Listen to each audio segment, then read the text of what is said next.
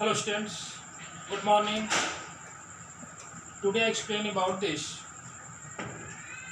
chapter 11 biotechnology. इसके previous lecture में हम लोग एक्सप्लेन किए थे separation and isolation of DNA fragment. एक बार और थोड़ा सा फोकस करते हैं इस टॉपिक पे कि वास्तव में कैसे हम एलियन डीएनए को, किसी फॉरेन डीएनए को उस ऑर्गेनिज्म से कैसे हम सेपरेट करेंगे, उसका आइसोलेशन कैसे करेंगे, सेपरेट कैसे करेंगे, कौन कौन से मेथड हम जो है यूज करेंगे। जिसमें हमने बताया था कि पहले हम डीएनए सैंपल को लेंगे। डीएनए सैंपल लेने के बाद जो है उसमें हम मिक्स करेंगे रिस्ट्रिक्शन एंडोन्यूक्लियस, मतलब इको R1, जो कि डीएनए के इसेंशियल सेगमेंट को रिकॉग्नाइज करके उसको कट करने का काम करेगा।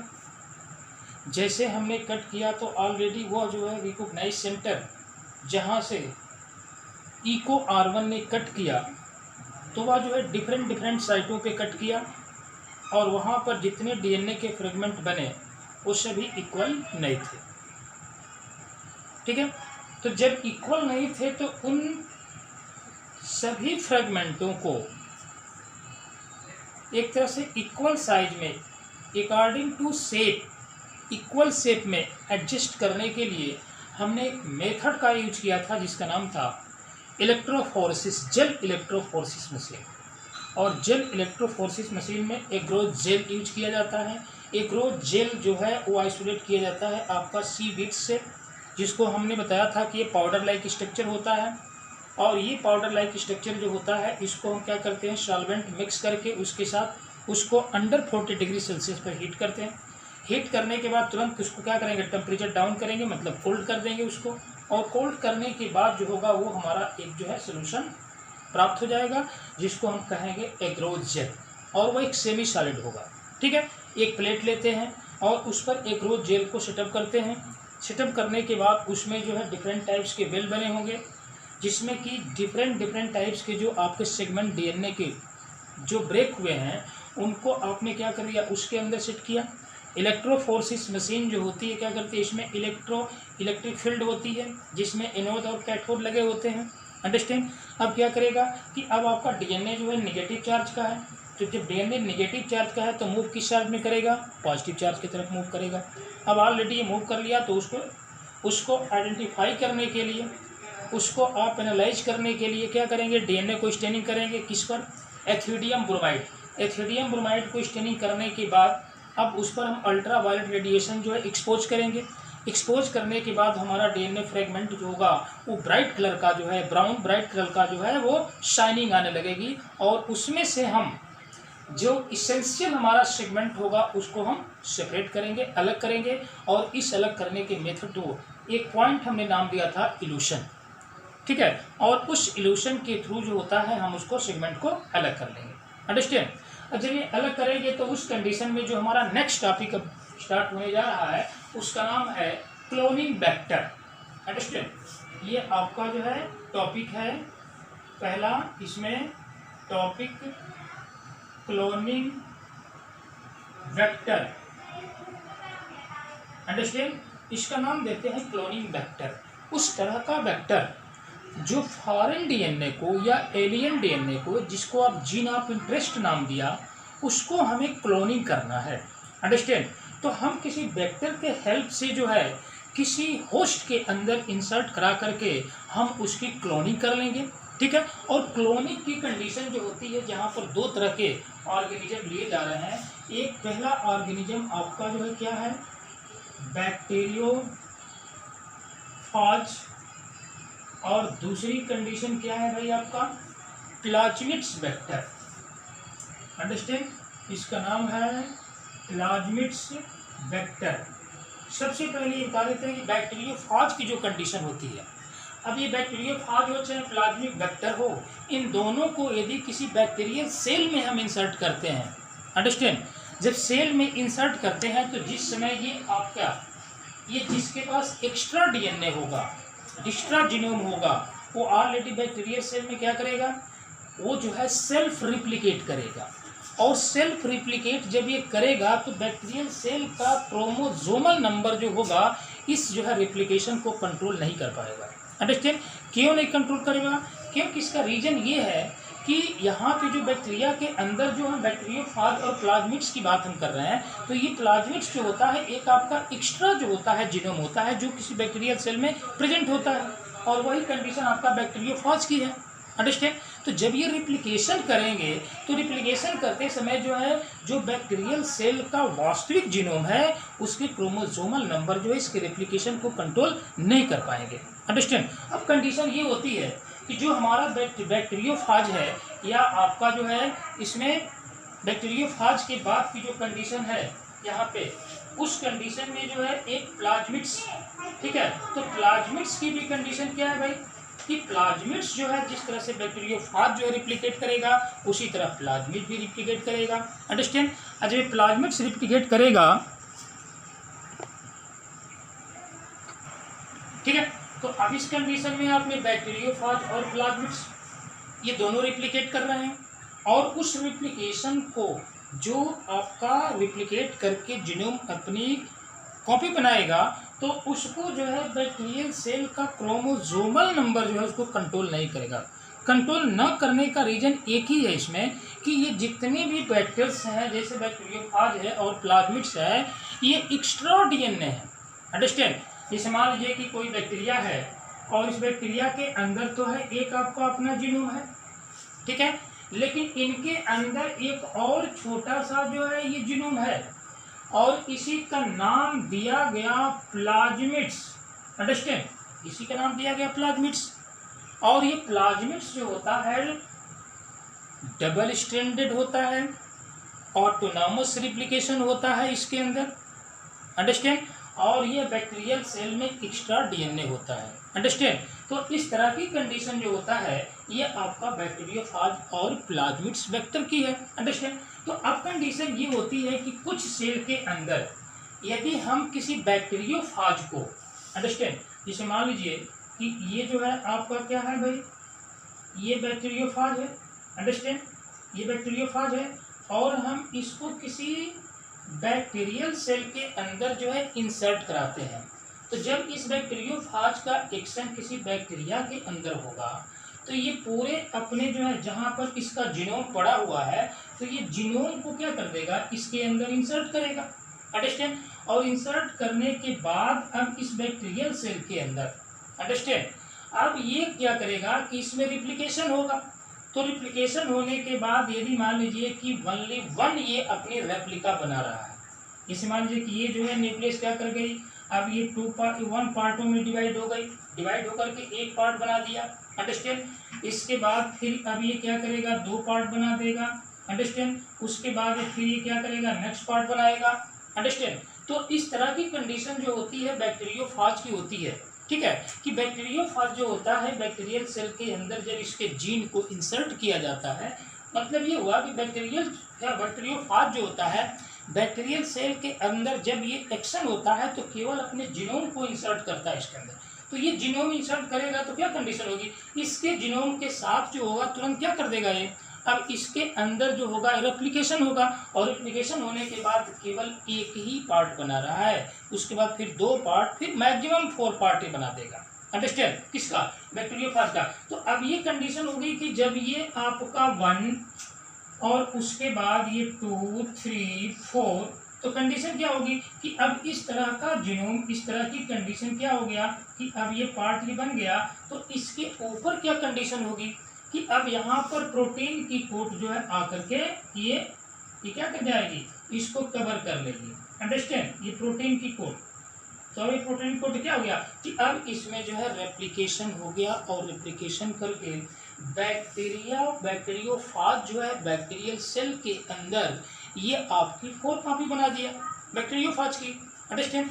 लेकिन दूसरी कंडीशन जो होती है जहाँ पर प्लाज्मिड्स की बात भी करते हैं हम, प्लाज्मिड्स जो कि बैक्टीरिया के अंदर जो होता है एक एक्स्ट्रा डीएनए या एक्स्ट्रा जीनोम की बात करेंगे हम, ठीक है।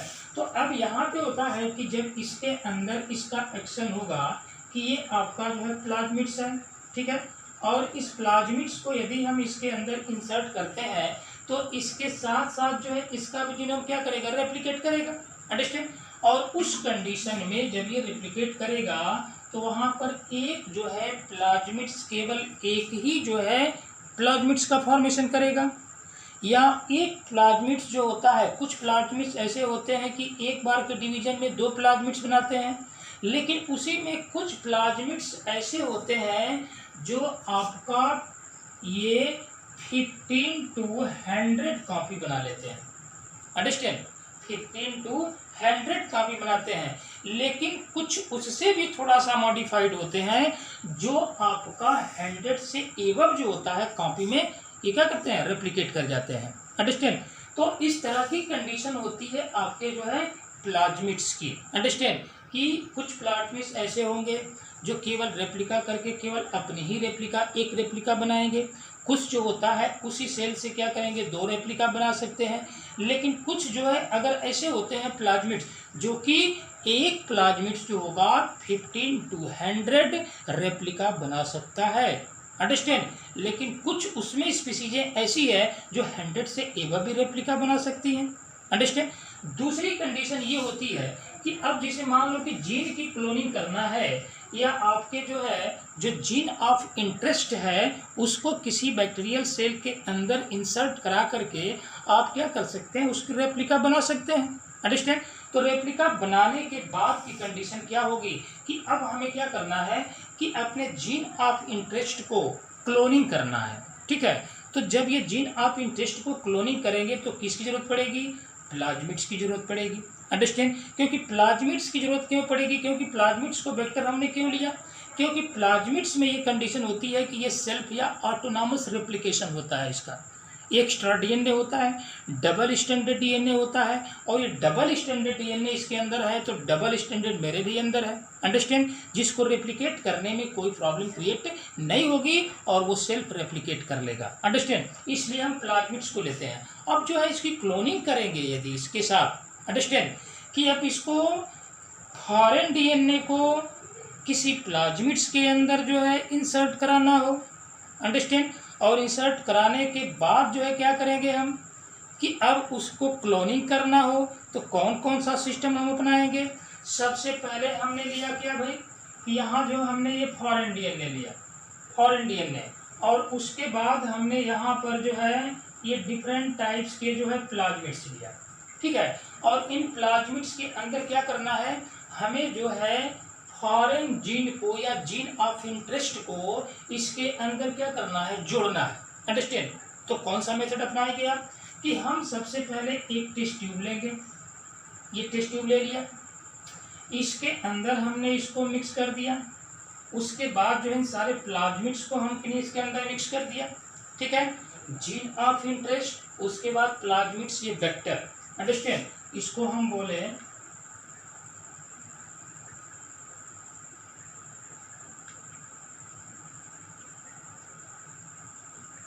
Gene of interest, gene of interest, और ये है आपका वेक्टर।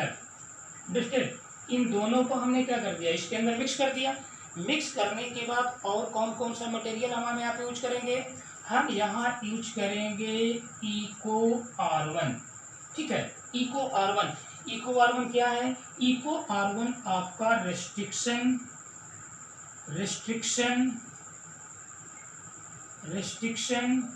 एंजाइम है। ठीक है। एंजाइम है पहला पॉइंट।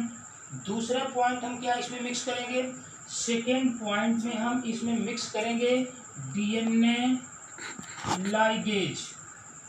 अंडरस्टैंड। डीएनए लाइगेज जो क्या करेगा, जब ये डिफरेंट टाइप्स के फ्रेगमेंट में कट करेंगे तो वहां पर ये क्या करेगा, जुड़ने का काम करेगा। इसको जब ये इस पर इको R1 रेस्ट्रिक्शन एंजाइम इसको कट करेगा, क्योंकि कट करेगा तभी जा करके उस इनिशियल पॉइंट पर आपका जो जीन ऑफ इंटरेस्ट जो है यहाँ पर जोड़ा जाएगा। तो जोड़ने के लिए भी उस तरह के एंजाइम की जरूरत पड़ेगी। कौन है यहाँ पे, डीएनए लाइगेज है। अंडरस्टैंड। अब ये डीएनए लाइगेज क्या करेगा, जोड़ने का काम करेगा। उसके बाद इको R1 ये आपका रेस्ट्रिक्शन एंजाइम है। अब ये रेस्ट्रिक्शन एंजाइम को हम पहले ही बताया था कि ये मॉलिक्यूलर सीजर का काम करेगा। अब ये क्या करेगा कि इसमें क्या करेगा कि अब यहाँ पे जो है इसको कट लगाएगा और कट करने के बाद ये जीन ऑफ इंटरेस्ट को जोड़ेगा। अंडरस्टैंड? तो इसमें दो तरह की कंडीशन आती है कि अब ये देखा जाए कि जिसमें ये जीन ऑफ इंटरेस्ट जुड़ जाएंगे उनको क्या नाम देंगे, और जो प्लाज्मिड्स इस जीन ऑफ इंटरेस्ट को नहीं लिया तो उनका नाम क्या देंगे हम। अंडरस्टैंड? यहाँ पर दो पॉइंट देखने को मिलेगा आपको। अंडरस्टैंड? अब कंडीशन ये है कि अब यहाँ से हमने जो है जीन ऑफ इंटरेस्ट और प्लाज्मिड्स दोनों को इसके अंदर मिक्स किया और उसके साथ साथ जो है हमने इको R1 को भी इसके अंदर मिक्स किया और उसके बाद DNA लाइगेज को भी मिक्स किया। इतना मटेरियल्स हमने क्या कर दिया, एक टेस्ट ट्यूब में हमने इसको कंपोज कर दिया। ठीक है, अब इसको ऐसे क्यों किया, क्योंकि ये हमारा क्या करना है, जीन ऑफ इंटरेस्ट को प्लाज्मिड्स में जोड़ना है। अंडरस्टैंड? दूसरी कंडीशन कि इनको जोड़ने के लिए यहाँ पर कट करना पड़ेगा, तो इसके लिए मॉलिक्यूलर सीजर जरूरत पड़ेगी। अब वो मॉलिक्यूलर सीजर कौन है, ये आपका इको R1 जिसको हम रेस्ट्रिक्शन एंजाइम कहते हैं, जो कि सबसे मोस्ट इम्पॉर्टेंट पॉइंट है या मोस्ट इम्पॉर्टेंट एंजाइम है पूरे बायोटेक्नोलॉजी का। अंडरस्टैंड? और दूसरी कंडीशन है कि यदि कट कर देगा तो यहाँ पर जैसे मान लीजिए कि अब यह आपका क्या है, ये प्लाज्मिड्स है और प्लाज्मिड्स में यहाँ पर जो है आपका रेस्ट्रिक्शन एंजाइम कट कर दिया और कट करने के बाद हम क्या किया कि ये जो है आपका क्या है, जीन ऑफ इंटरेस्ट है। अब ये जीन ऑफ इंटरेस्ट जो है आकर के क्या करेगा, इस पॉइंट पे जुड़ेगा। तो जुड़ेगा तो ऐसी तो कंडीशन है नहीं कि ये आपका जो है जीन ऑफ इंटरेस्ट इस प्लाज्मिड से आकर के इमीडिएटली जो है जुड़ जाएगा अपने आप से, ऐसी कोई कंडीशन नहीं है। उसके लिए यहाँ पर इसको यहाँ पे जुड़ने के लिए अभी DNA लाइगेज की जरूरत पड़ेगी, इसलिए इतने कंटेंट को हमने इस टेस्ट ट्यूब में रख दिया है। अंडरस्टैंड? अब रखने के बाद अब हमको ये देखना है कि कौन जो है आपका रिकम्बिनेंट DNA होगा और कौन जो है नॉन रिकम्बिनेंट DNA होगा। दो तरह की कंडीशन, एक रिकम्बिनेंट DNA और एक नॉन रिकम्बिनेंट DNA। अंडरस्टैंड? इसकी कंडीशन ये जरूरत कब पड़ी कि जिस समय हमने देखा कि वेक्टर जो हमारा प्लाज्मिड्स है ये ऑलरेडी बहुत रेयर केस में जो हमारे बहुत टाइम लेने के बाद ये कॉपिंग कर रहा है। ठीक है, तब साइंटिस्टों ने क्या किया कि कुछ आर्टिफिशियल जो है वेक्टर का फॉर्मेशन कर दिया, और वो आर्टिफिशियल वेक्टर का फॉर्मेशन करने का एक मकसद यही था कि हम रिकम्बिनेंट और नॉन रिकम्बिनेंट, ठीक है, ये दोनों जो है आपके DNA बन रहे हैं फ्रेगमेंट, रिकम्बिनेंट और नॉन रिकम्बिनेंट, तो रिकम्बिनेंट को नॉन रिकम्बिनेंट से कैसे अलग करें, तो उसके हेल्प के लिए, उसकी जो है अलग करने के लिए, उसको आइडेंटिफाई करके उसको सेपरेट करने के लिए जो है इस तरह के आर्टिफिशियल वेक्टर का जो है यूज किया गया। अंडरस्टैंड? कि हम आसानी से रिकम्बिनेंट और नॉन रिकम्बिनेंट को सेपरेट कर लें, पहला पॉइंट था। और उसके अंदर जब चाहे तब उसके अंदर इंसर्ट करा दे, जोड़ दें हम, और उसको आसानी से आइडेंटिफाई कर लें कि कौन रिकम्बिनेंट हुआ कौन नॉन रिकम्बिनेंट हुआ। तो सबसे पहले हमें ये देखना होगा कि रिकम्बिनेंट किसको कहेंगे और नॉन रिकम्बिनेंट किसको कहेंगे। इस पॉइंट को हम लोग थोड़ा देखते हैं। अंडरस्टैंड? तो इतने कंटेंट जो है हमारे इसके अंदर मिक्स कर गए। अब कंडीशन ये हुआ कि ये हमारे प्लाज्मिड्स हैं, ये प्लाज्मिड्स हैं। अंडरस्टैंड? ये प्लाज्मिड्स हैं, यहाँ कंडीशन है किसकी, ये प्लाज्मिड्स की। अब ये हो रहा है कि जो प्लाज्मिड्स इस जीन ऑफ इंटरेस्ट को, मतलब ये फॉरेन DNA को यदि यहाँ पे ऐड कर लिया, जैसे इसको हम ऐसे दिखा रहे हैं, ये जो है आपका ऐड कर लिया। अंडरस्टैंड? इस तरह के इतने हमारे वेक्टर जो है जिनके अंदर जीन ऑफ इंटरेस्ट को जुड़ लिया गया। अंडरस्टैंड? तो इस तरह का जो है हमारा वेक्टर ये क्या कहलाएगा, इस तरह की कंडीशन क्या कहलाएगी, इस तरह की कंडीशन कहलाएगी आपका रिकम्बिनेंट DNA, ठीक है, या रिकम्बिनेंट प्लाज्मिड्स। अंडरस्टैंड? कि जो ऑलरेडी इसने क्या कर लिया, जीन ऑफ इंटरेस्ट को गेन कर लिया, तो उसको हम रिकम्बिनेंट नाम देंगे। ठीक है, और जिसने जो है जीन ऑफ इंटरेस्ट को गेन नहीं किया, यहाँ पे जीन ऑफ इंटरेस्ट हमारा या फॉरेन DNA आकर के नहीं जुड़ा, इसका मतलब कि रेस्ट्रिक्शन एंजाइम जो है इसको कट नहीं किया। अंडरस्टैंड? तो इस तरह का जो है हमारा प्लाज्मिड्स या इस तरह का सेगमेंट जो होगा ये हमारा कहलाएगा नॉन रिकम्बिनेंट DNA।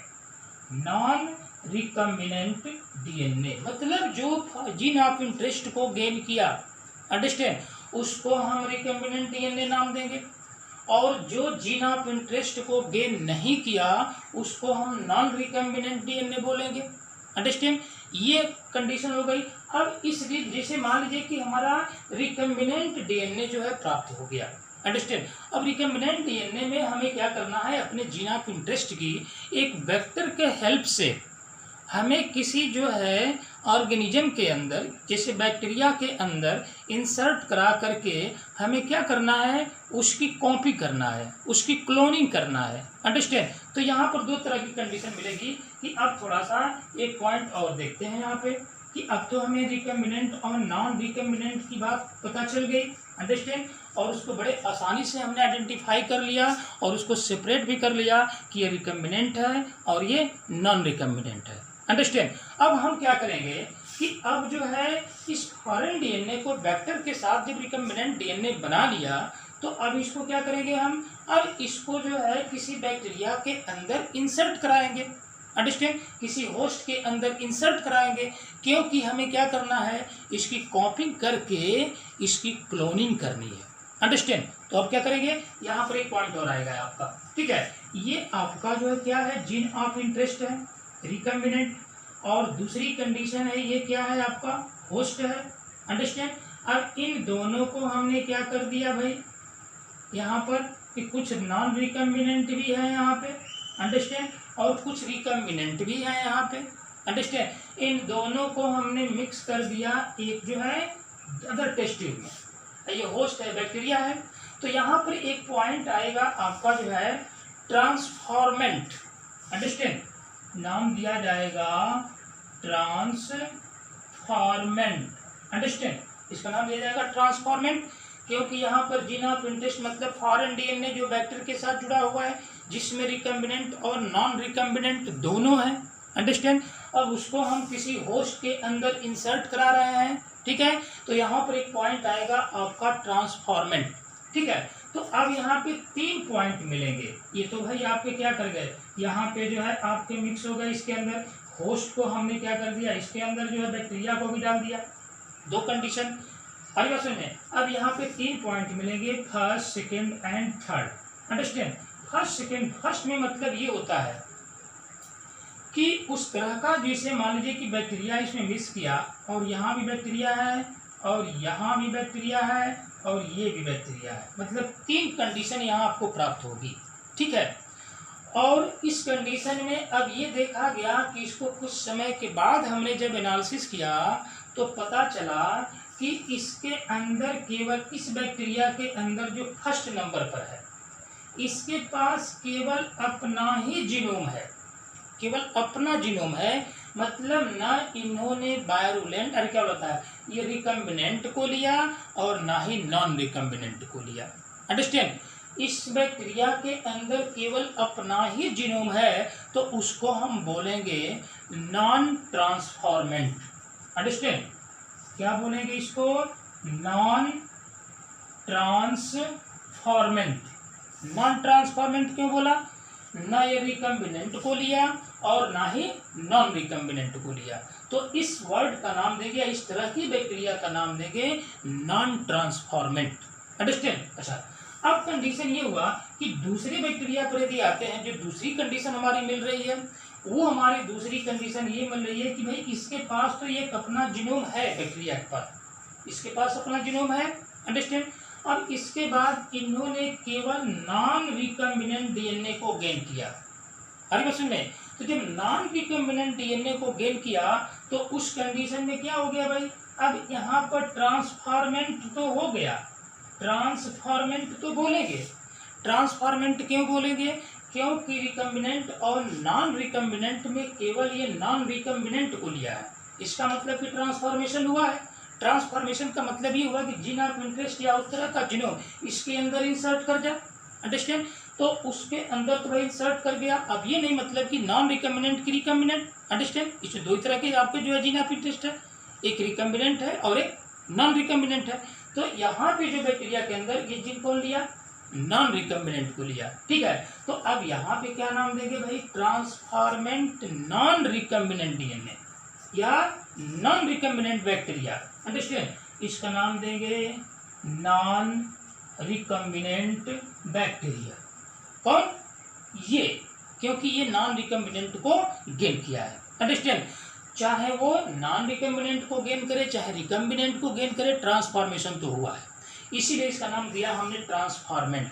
और यहाँ पर वो किसी टाइप्स के जो है जिन आप इंटरेस्ट को नहीं लिया तो इसको हम नाम देंगे नॉन ट्रांसफॉर्मेंट, मतलब किसी भी जो है प्लाज्मिड्स या उस तरह के फॉरेन डीएनए का कोई ट्रांसफॉर्मेशन नहीं हुआ। अंडरस्टैंड। अब दूसरी कंडीशन है कि अब यहाँ से इसके पास क्या कंडीशन है, ये अपना जीनोम ऑलरेडी पड़ा हुआ है। अंडरस्टैंड, लेकिन अब यहाँ पर आपका जो है रिकम्बिनेंट डीएनए जो है, अंडरस्टैंड, यहाँ पे जो है ये आपका रिकम्बिनेंट डीएनए जो है पड़ा हुआ है। अंडरस्टैंड, तो ये भी आपका ट्रांसफॉर्मेंट हुआ। अंडरस्टैंड, ट्रांसफॉर्मेंट हुआ, लेकिन ट्रांसफॉर्मेंट हुआ तो किस तरह का ट्रांसफॉर्मेंट बैक्टीरिया हुई, recombinant transformant. Understand, recombinant bacteria हो गई। अंडरस्टैंड, क्योंकि इन्होंने रिकम्बिनेंट जीन को लिया। अंडरस्टैंड, और इन्होंने नॉन रिकम्बिनेंट को लिया, और इसमें न रिकम्बिनेंट है न नॉन रिकम्बिनेंट है, इसीलिए इसको हम नॉन ट्रांसफॉर्मेंट नाम दिया। ट्रांसफॉर्मेशन का मतलब हुआ कि किसी फॉरेन डीएनए का उसका जीनोम जो है उस होस्ट के अंदर एंट्री कर जाता है, तो उसको हम कहते हैं ट्रांसफॉर्मेशन। अंडरस्टैंड, और ये सिचुएशन कहलाती है ट्रांसफॉर्मेंट। अंडरस्टैंड, तो जो न रिकम्बिनेंट को लिया न नॉन रिकम्बिनेंट को लिया तो उसको हम नॉन ट्रांसफॉर्मेंट बोलेंगे। ये नॉन रिकम्बिनेंट को लिया, इन दोनों में से किसी एक को इंसर्ट करा लिया तो इसका मतलब किसका नाम क्या पड़ गया, ट्रांसफॉर्मेंट तो हो गया, लेकिन किस तरह का ट्रांसफॉर्मेंट है, नॉन रिकम्बिनेंट ट्रांसफॉर्मेंट है। और यहाँ पर क्या कंडीशन है कि यहाँ पर ट्रांसफॉर्मेंट यहाँ भी हो गया, क्योंकि यहाँ पर क्या हो गया, आपका रिकम्बिनेंट डीएनए जो है इंसर्ट हुआ, तो उस कंडीशन में इसका नाम देंगे रिकम्बिनेंट डीएनए या ट्रांसफॉर्मेंट रिकम्बिनेंट बैक्टीरिया। अंडरस्टैंड, तो इस तरह की कंडीशन हो गई आपका कि जब ये आपका जो है बैक्टीरिया के अंदर यदि आ गया उस होस्ट के अंदर, तो जब इसका होस्ट के अंदर जो इसका अपना जो है जीनोम है, जब ये रिप्लिकेट करेगा तो ये भी अपना सेल्फ रिप्लिकेशन करेगा। अब इसकी कोई ज़रूरत नहीं है किसकी, इस जीनोम की। आगे समझ में, क्योंकि पहले मैं बता चुका हूँ कि प्लाज्मिड्स या बैक्टीरियोफाज जो वेक्टर का काम कर रहे हैं, ये जिसमें प्लाज्मिड्स जो होता है ये आपका ऑटोनॉमस रिप्लिकेशन करता है। और दूसरी कंडीशन क्या होती है कि डबल स्ट्रैंडेड डीएनए पाया जाता है, क्योंकि डबल स्ट्रैंडेड डीएनए हमारे अंदर भी होता है। अंडरस्टैंड, एक ह्यूमन बीइंग के अंदर जो होता है डबल स्ट्रैंडेड डीएनए होता है। और तीसरी कंडीशन क्या होती है कि ये सर्कुलर डीएनए होता है, circular, double stranded, circular, autonomous replication, ये तीन प्रॉपर्टी जो होती है प्लाज्मिड्स के पास होती है, जो बैक्टीरिया में एक्स्ट्रा जीनोम है। अंडरस्टैंड, जिसको हम प्लाज्मिड्स कहेंगे। लेकिन आजकल के डेट में जो होता है हमारे यहाँ जो बायोटेक्नोलॉजी में यूज किया जाता है, वो अपना आर्टिफिशियल हम वेक्टर बना चुके हैं। अंडरस्टैंड, और उस तरह के आर्टिफिशियल वेक्टर अपनी जो है सुविधा के लिए बनाए हैं। अंडरस्टैंड, कि जब चाहे तब हम उसको क्या करें, क्लोनिंग कर लें। और दूसरी कंडीशन है कि रिकम्बिनेंट और नॉन रिकम्बिनेंट को एक दूसरे से अलग कर सकें, अंडरस्टैंड, आसानी से। इसलिए आर्टिफिशियल जो है रिकम्बिनेंट डीएनए का प्लाज्मिड्स का फॉर्मेशन कर लिया गया है। अंडरस्टैंड, इसलिए जो है डिफरेंट टाइप्स की स्पीसीजों का हम प्रोडक्शन जब चाहे तब करा सकते हैं। अंडरस्टैंड, ये बायोटेक्नोलॉजी में जीन क्लोनिंग की देन है। ये सब जो है ये जीन क्लोनिंग है, और जीन क्लोनिंग किसके थ्रू, बायोटेक्नोलॉजी प्रोसेस के थ्रू। अंडरस्टैंड, अब दूसरी कंडीशन जो आती है जिसका नाम देते हैं हम, इसमें कुछ फीचर है जिसमें कि पूरे क्लोनिंग वेक्टर को क्लोनिंग के थ्रू जो होता है, किसी वेक्टर के थ्रू किसी फॉरेन डीएनए की क्लोनिंग करना है तो उसमें कुछ फैसिलिटेटेड मेथड है। ठीक है, अब ये फैसिलिटेटेड मेथड जो होते हैं ये आपको हम बताएंगे नेक्स्ट लेक्चर में। अंडरस्टैंड, आगे बात सुनने। तो इस तरह की कंडीशन हो गई आपका क्लोनिंग वेक्टर, कि उस तरह का वेक्टर जो फॉरेन जीन का जो जीन ऑफ इंटरेस्ट को रिकॉपी करा करके उसकी कॉपिंग बना करके हम क्या करें, क्लोन कर लें, क्लोनिंग कर लें, मतलब उसकी सेम साइज कंडीशन हो, मॉर्फोलॉजिकल और जेनेटिकली सिमिलर हो, उसी को तो हम क्लोनिंग कहते हैं। अंडरस्टैंड। और इसी क्लोनिंग का हम जब क्लोनिंग कर लेंगे तो जब चाहे तब अपनी इच्छा के अनुसार जो है डिफरेंट वैरायटियों का प्रोडक्शन कर सकते हैं। और ये डिफरेंट टाइप्स की वैरायटियां जो है आपके इन्वायरमेंट में देखने को मिल रही हैं। तमाम प्लांट्स की वैरायटियां हैं जो किसकी देन है, बायोटेक्नोलॉजी की देन है।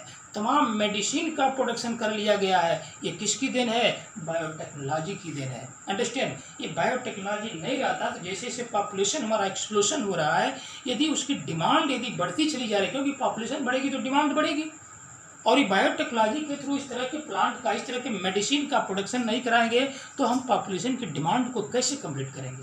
ठीक है। जब पॉपुलेशन की डिमांड कंप्लीट नहीं होगी